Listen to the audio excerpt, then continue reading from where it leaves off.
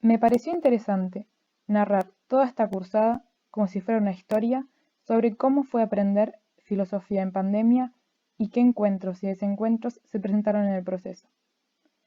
Para contar esta experiencia, realicé un viaje al pasado en dos sentidos. Por un lado, vuelvo a hacer un recorrido por todos los textos, autores y materiales trabajados en la cátedra. Y por otro, me traslado imaginariamente a los diferentes contextos en donde tuvo lugar el pensamiento filosófico y el cuestionamiento de la razón a lo largo de la historia. Comencemos. Para iniciar este viaje por la filosofía debemos comenzar por el principio. Por eso, mi primera visita fue a Atenas, la antigua Atenas, en tiempos del siglo V.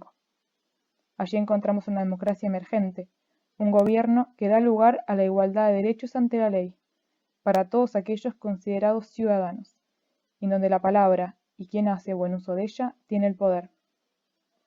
Esta se erige en contraposición a la aristocracia de Esparta, otra ciudad griega, en donde el poder está en manos de los reyes y algunos funcionarios, y el espíritu guerrero es el predominante en el territorio. Recorriendo los diferentes lugares de esta antigua ciudad, me crucé con un hombre, que se llamaba Sócrates. Estaba junto con sus discípulos, discutiendo con otros ciudadanos atenienses. Escuché que decían: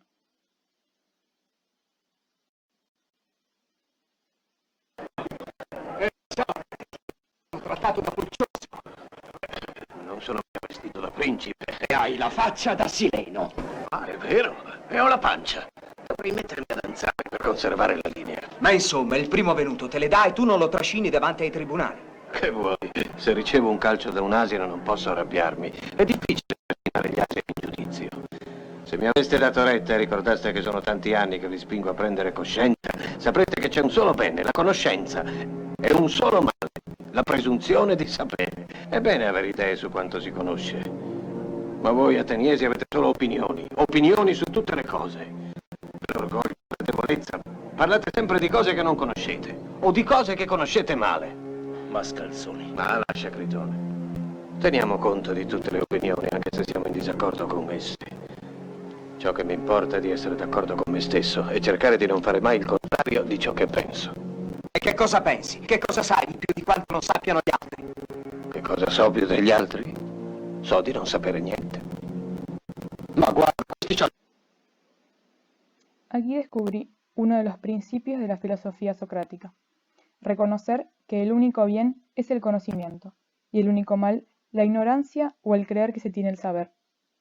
Esta búsqueda de la sabiduría verdadera es la clave céntrica del ejercicio de la razón de Sócrates, que lo diferenciaba de los sofistas, que creían tener el conocimiento de todo, enseñaban eso que creían y en realidad todo era puro engaño y falacia. Esto me recordó a una referencia al diálogo de Platón, Laques, donde se ilustra precisamente la filosofía socrática. El diálogo comienza por la demanda de dos padres de familia que interrogan a Laques y a Nicias, para saber si es necesario hacer tomar lecciones de arte militar y esgrima a sus hijos. Para Laques, las lecciones son inútiles, y para Nicias son indispensables. Como no se ponen de acuerdo, acude a ellos Sócrates para tomar una decisión. Pero lo que descoloca a aquellos padres es que no da una respuesta propia, pues argumenta que sería subjetiva, sino que comienza a interrogar a los allí presentes para llegar a la verdad.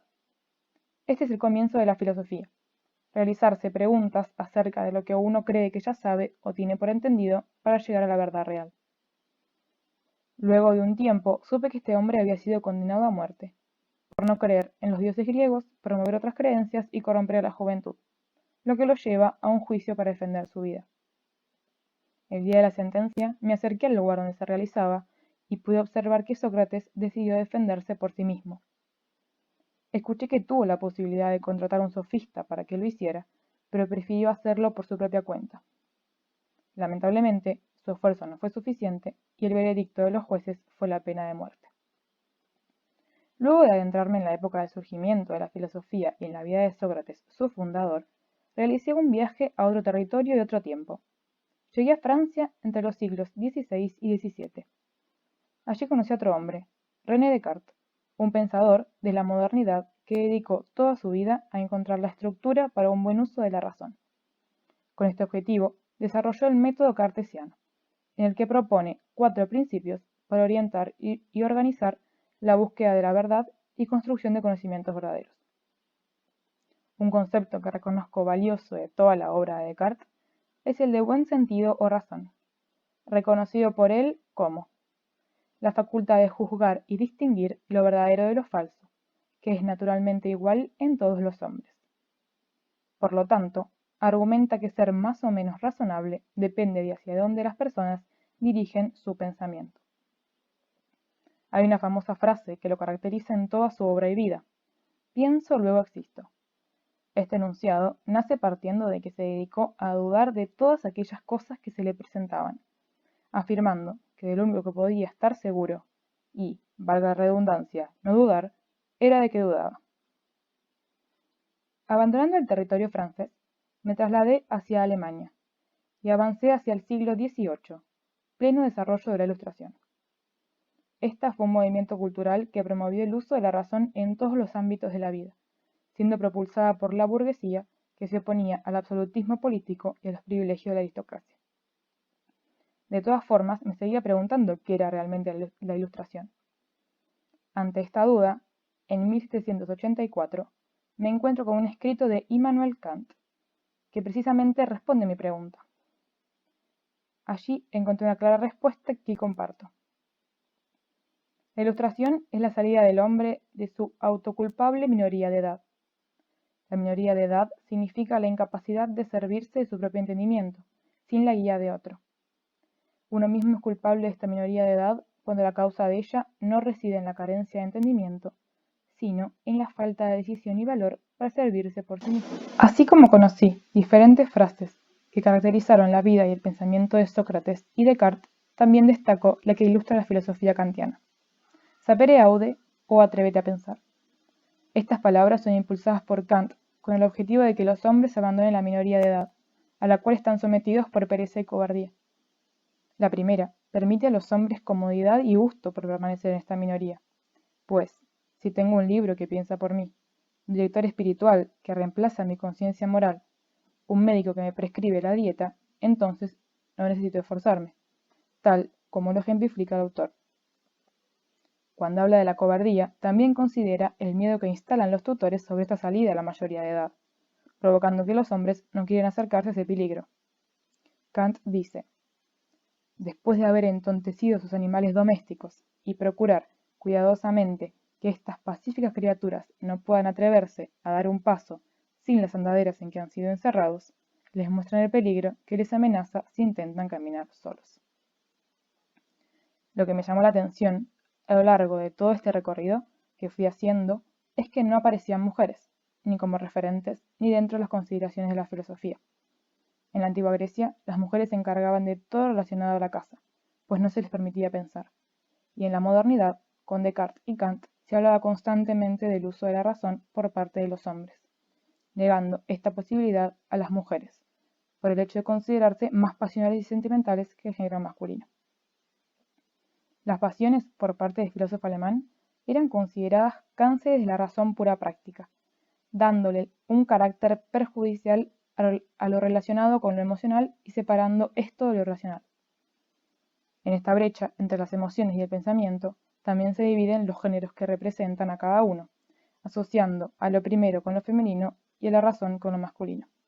A pesar de esta situación del lugar del sexo femenino a lo largo de la filosofía, supe sobre dos mujeres de la modernidad que se acercaron al uso de la razón y el ejercicio de la filosofía.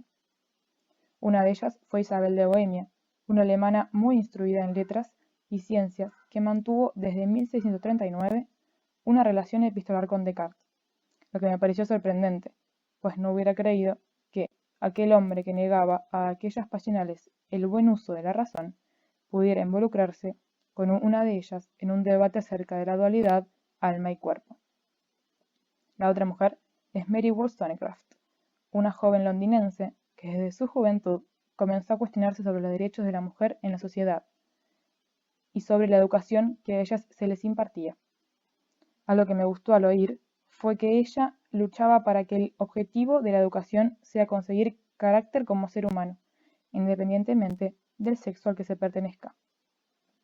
Una de sus obras más importantes como escritora donde desarrolló su pensamiento feminista, fue vindicación de los derechos de la mujer, argumentando que las mujeres no son inferiores a los hombres, sino que solo lo parecen por tener menos acceso a la educación, afirmando que ambos sexos deben tratarse como seres racionales.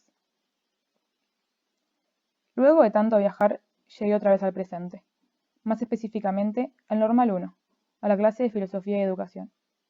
Allí escuché que se hablaba de la razón, del pensamiento, de los roles en la filosofía, de la modernidad, de la pertinencia de su enseñanza, de la necesidad social de aprender filosofía, entre otras cosas. Estos temas me recordaron todo aquel recorrido histórico y social que había hecho, todos esos personajes que conocí, todas esas frases que registré de cada uno. Me pareció súper interesante porque se abordaban personas históricas desde autores contemporáneos, como François Châtelet, que plantea el contexto del surgimiento de la filosofía y la invención de la razón, Roberto Rossellini, que a través de su película plasma la vida pública de Sócrates, su modo de ejercer el conocimiento y su condena a juicio y muerte, Ignacio Pajón Leira, que explica la imagen que se da del antiguo filósofo griego en la película y cómo éste refleja la valentía y el valor, François Zoubí, con su referencia al impacto de la obra de Descartes y por qué lo considera un pensador revolucionario, Wanda Tomasi, con un texto acerca de la filosofía y las mujeres, en donde aparecen las concepciones de Descartes, Kant y Mary Wollstonecraft en relación a la razón y su ejercicio. Finalmente, un poco antes de concluir la clase, la docente propuso que analicemos y reflexionemos la actualidad de la filosofía, su función y la razón por la cual defender su enseñanza en la escuela. Pudimos trabajar con unos videos que explicaban la presencia de la filosofía en la vida cotidiana y cómo ella nos brinda ayudas para comprender el mundo, y un texto de Michel Tosi en donde se exponen 2 razones por las cuales enseñar filosofía. El autor dice que es necesario legitimar su enseñanza para pensar por uno mismo, asumiendo la condición humana, y para ejercer la razón en perspectiva ciudadana. Al reflexionar sobre todo esto, pensé en qué útil fue el viaje y el aprendizaje que hice a lo largo de la historia de la filosofía y cómo nos ayuda a defender el uso de la razón y la búsqueda de los argumentos verdaderos en cualquier ámbito de la vida. Es bueno ponerse a veces en el lugar de aquellos filósofos y admitir que somos ignorantes de grandes cosas, que siempre es importante dudar y pensar, y que debemos atrevernos a utilizar nuestra capacidad racional, impidiendo que otros nos domestiquen y censuren.